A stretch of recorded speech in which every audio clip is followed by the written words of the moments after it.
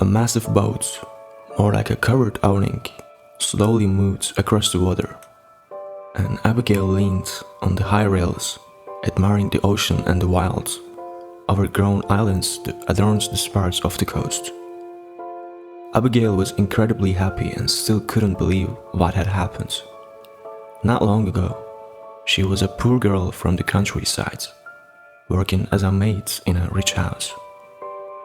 She could only sigh excitedly while looking at the owner's son, and now the handsome Gavin was her husband, and he both are here to rest together on a beautiful island lost in the ocean.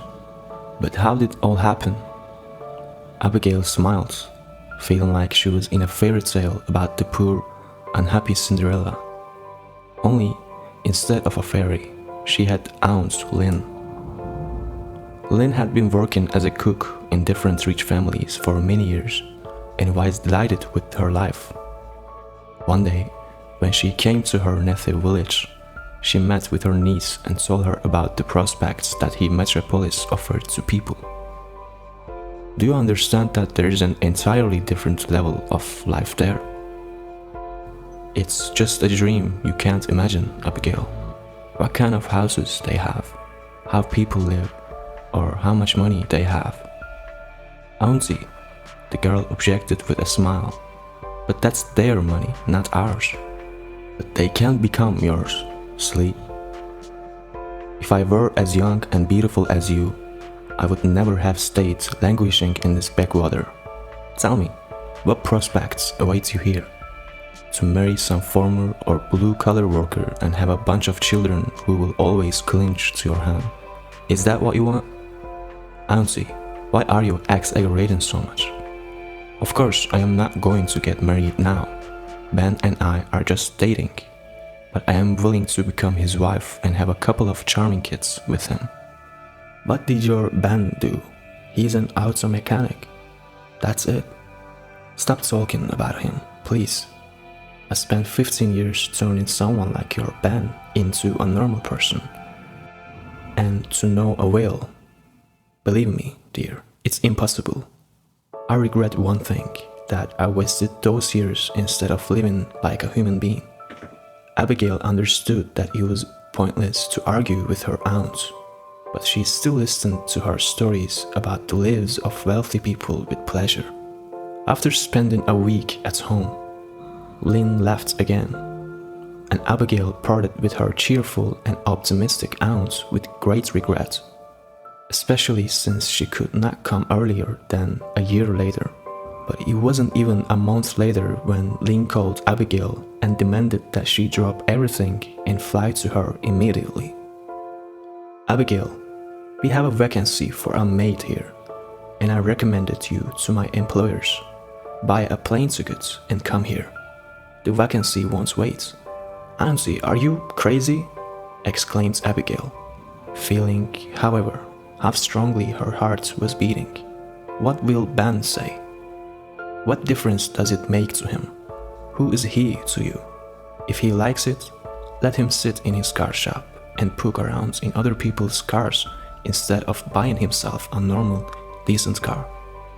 Auntie, we already talked about this. He doesn't have the money for it. Then let him shut up and not interfere with you earning money. But Ben did not remain silent, and when Abigail told him that she wanted to leave, he got angry. I can't go with you. You know perfectly well that I have a sick mother, and in addition to everything else, I take care of her. Then I will go alone, Ben.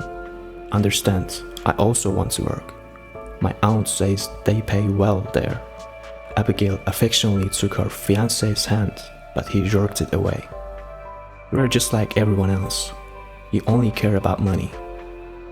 Have you thought about how we will be, you there and me here? Well, what's the big deal? Even married couples live separately if one of them goes to work far away. Abigail tried to object. People can live however they want. But I have different principles. My wife should always be here by my side, Ben replied. Well, I am not your wife. What difference does it make? We have something serious between us, and I was going to propose to you, but now I'm uncertain if I should, Ben said. Well, then stay here with your principals, Abigail shouted. And I am leaving tomorrow, and I won't come back to you. Suit yourself, Ben exclaimed in anger, hitting the wall with his fist before storming off and slamming the door behind him. Abigail burst into tears. She didn't want to leave Ben and had hoped he would understand her. But now they had foolishly quarreled and separated forever. After standing there for another minute, Abigail ran after Ben. She wanted to apologize and tell him that she wouldn't go anywhere, that she would stay with him. When she ran out into the street, Ben was getting into his old Ford. The girl called out to him. Ben didn't even look her way and drove off without a glance back. Seeing this, Abigail felt angry at him and firmly decided to break up with him. The next evening, she boarded a plane that easily carried her away to a new life. Aunt Lynn had been right. Abigail enjoyed working together with her at the house of Mr. and Mrs. Shartoff. They were both no longer young people and treated their servants well, never delaying their salaries. What more could Abigail dream of? Only of their son, Gavin. He had recently turned 30 but still couldn't start a family, preferring short-lived relationships with different girls. This drove Mr. Shartoff crazy, and he often threatened to disinherit his son if he didn't pull himself together. Gavin just laughed at his father's threats, knowing full well that he had a soft and laid-back character. Gavin was the only child of Mr. and Mrs. Shartoff, and he had been used to doing only what he wanted since childhood. And at the same time, he had an excellent education, spoke 3 languages fluently, and helped his father a lot in his business, though he remained a restless prankster in his personal life. Lately, after breaking up with one of his passions, he had spent a lot of time in clubs and returned from there quite drunk. One evening, he came home barely able to stand. Abigail, who was in the living room at the time, managed to catch Gavin to prevent him from falling. "Why don't you take care of yourself?" she said to him, helping him to his bedroom. "You're so sweet," he said, his tongue barely moving. "Looks like I really overdid it today." "Oh, thank you. If my dad saw me in this state, it would be bad. Don't tell him, okay?" Abigail laughed. "Okay, I won't." In the bedroom, Gavin asked Abigail to undress him, and she complied, then helped him to lie down. A minute later, he was already asleep, and she, standing over him for a moment, neatly folded his clothes and went to her room. From that evening on, Abigail felt her heart pounding at the sight of Gavin. And if he hadn't noticed her before, now he was throwing interested glances at the girl. This made her blush and hurry away somewhere. But one day, accidentally bumping into him in the hallway, she ended up in his arms and nearly went crazy with happiness when he kissed her. With difficulty regaining her senses, Abigail broke free from his grasp and hurriedly went to her room. Gavin, however, was not going to stop and began to constantly show her attention, and so, in a very short time, she fell in love with him, forgetting about everything else in the world. One night, he came into her room and woke her up with a kiss. Abigail tried to resist, but she couldn't. For almost 2 weeks, Gavin came to Abigail every night. Until one day, Lynn caught him in bed with her niece. She had a headache and decided to ask Abigail for some pills. But when she entered the room, she froze at the sight of what she shouldn't have seen. Without hesitation, Lynn shouted for the whole house to hear, and Gavin's parents came down to find out what happened. "Your son seduced my niece," Lynn declared to Mr. Shartoff. "Of course, she is also at fault, but you can understand the girl. naive, full of beliefs in love at first sight, and couldn't resist him. Who will need you now? And he, as usual, is drunk. Just look at him. Don't worry, Lynn, Gavin's father said angrily. My son will marry your niece since he likes her so much. And maybe I will finally have some grandchildren. Gavin's mother cried. Gavin started shooting at his father. Abigail was crying too, huddled in the corner. Only Lynn stood calmly with her arms crossed and a victorious look. The scandal was grandiose, and in the end, Gavin left the room, slamming the door with all his might. His parents followed him. Alone with her aunt, Abigail became brave. Why did you do all this? She asked. I didn't want anyone to know. Listen, since you let him into your bed, finish what you started and think. Do you want to be his wife or just another abandoned girl he wiped his feet on? Do you know why the maid who worked here before you left? Because he brainwashed her in the same way then left her, threatening to ruin her reputation if she told someone. In the end, he paid her a little and advised her to leave his house. She wasn't lucky to have an aunt like me. And believe me, I will make sure you become his wife. And then we will see how it goes. Lynn kept her words. And 2 months later, Abigail became Gavin's wife. Mr. Shartov organized a magnificent wedding. But the newlyweds couldn't go on a honeymoon because Gavin was too busy with his business. Only 6 months later, he finally managed to take 2 weeks off to rest with his wife on the ocean coast. Listen, Kevin, can we go to some island? I saw pictures in magazines. It's so beautiful. Abigail asked her husband. Okay, he agreed, looking at her strangely. You will have your island. And now they were sailing on this huge, strange boat with a couple of locals maneuvering it skillfully between the islands. While Abigail was admiring the beauties of nature, Gavin was talking to the ship's owner. Is this a residential island? He asked, pointing to a patch of land covered in lush greenery. It used to belong to some millionaire, he replied eagerly. Well, no one has been here for many years. Why? That millionaire I told you about. He had the largest serpentarium here. He got rich from snakes, grew, crossed and sold them, as well as harvested venom for sale. Something went wrong once. Anyway, after he didn't answer the cows for a long time, people came to the island and found the millionaire and his 5 assistants dead. They all died from snake bites. The millionaire lay in his bed, covered in dozens of snakes. And what happened next? Asked the interested Gavin. Nothing. The millionaire had no heirs and no will. I don't know who owns the island now. It has been abandoned for many years, but the snakes have multiplied incredibly. People are afraid to come here because it's a sure death, the captain replied. Gavin looked at the captain strangely but said nothing.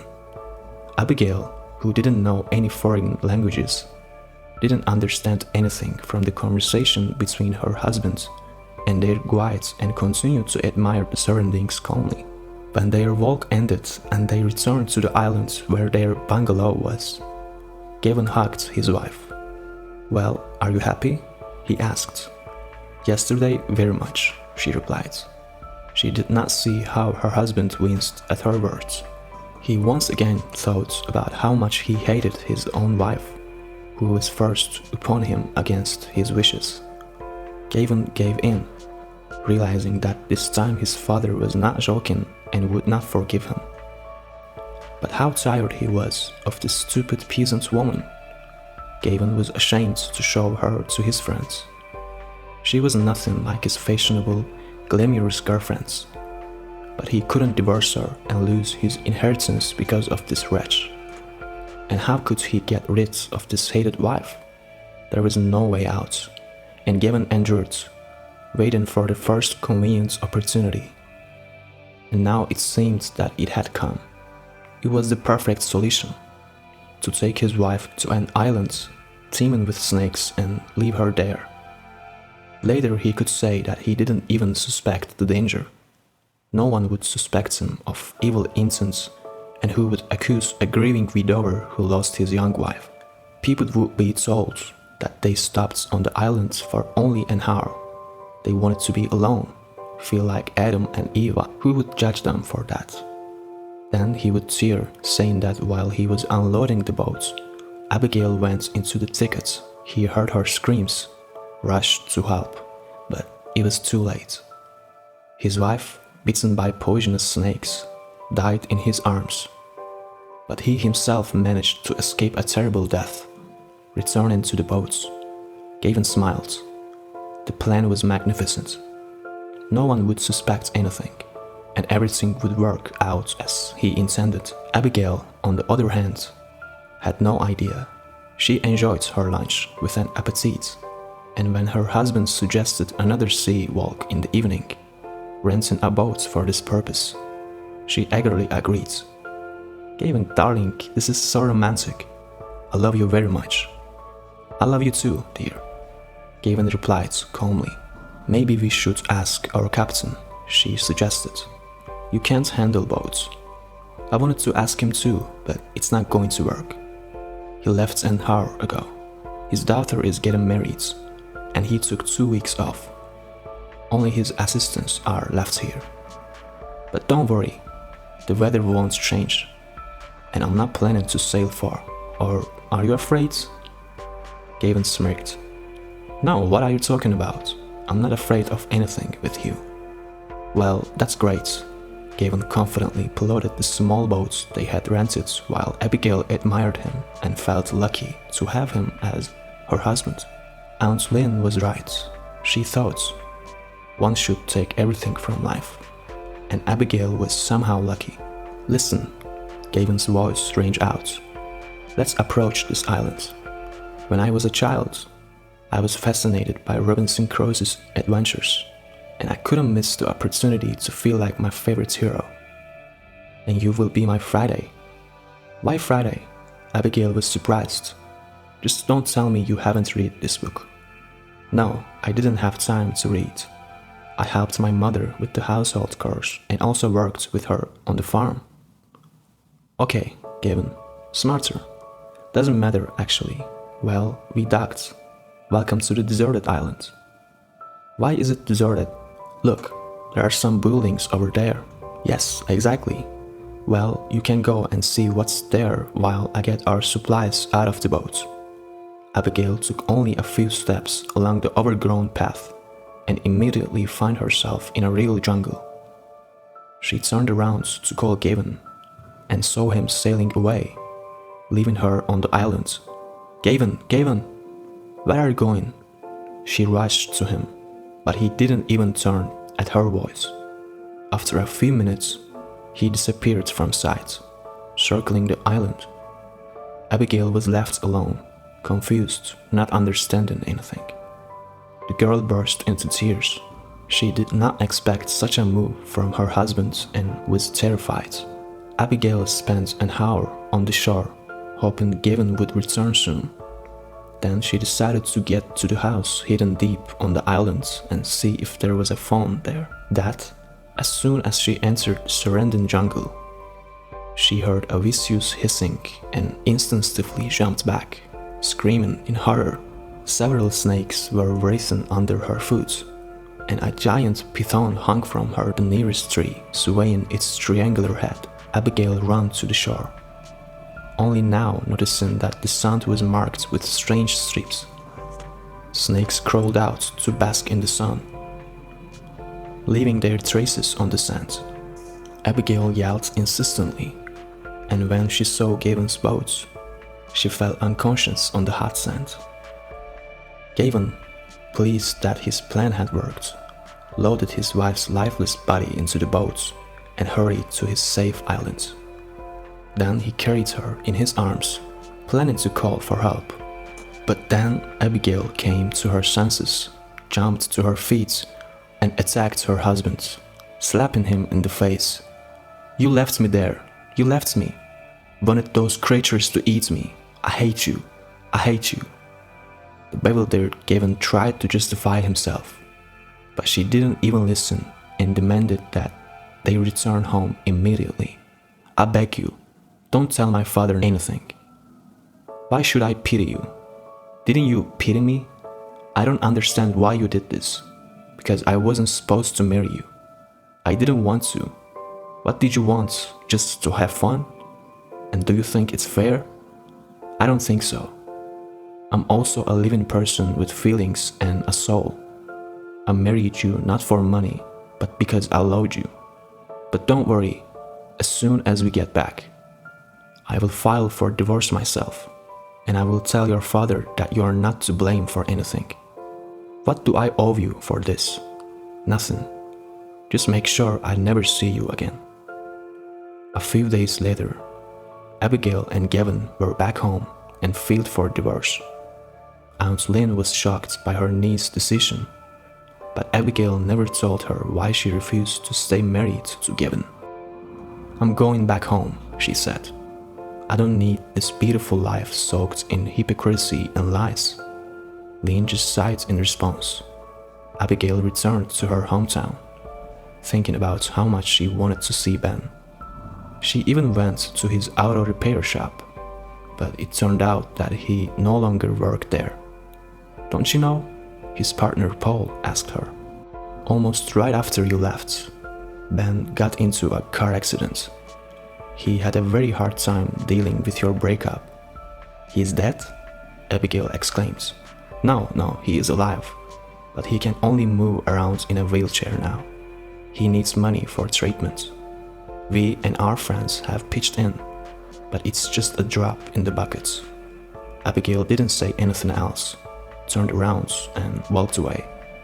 At home, she called Gavin. Listen, I would never ask you for help, but I want you to help one person. He needs to get back on his feet. My life for his life. This is my only request. Okay, I will do everything. We have acquaintances in Germany. They will help, Gavin said. And also, Abigail, please forgive me. 3 years passed. Abigail was married to Ben, gave birth to a son for him, and only then realized that she was perfectly happy. Ben knew where the money for his treatments came from. Abigail confessed everything to him. We shouldn't part, Ben said. When we are not together, we make many mistakes. Yes, because happiness is only where there is love, Abigail replied, hugging her husband. Thank you for joining us today on Deep Stories. Be sure to like and subscribe and hit that notification bell so you don't miss out on our next video.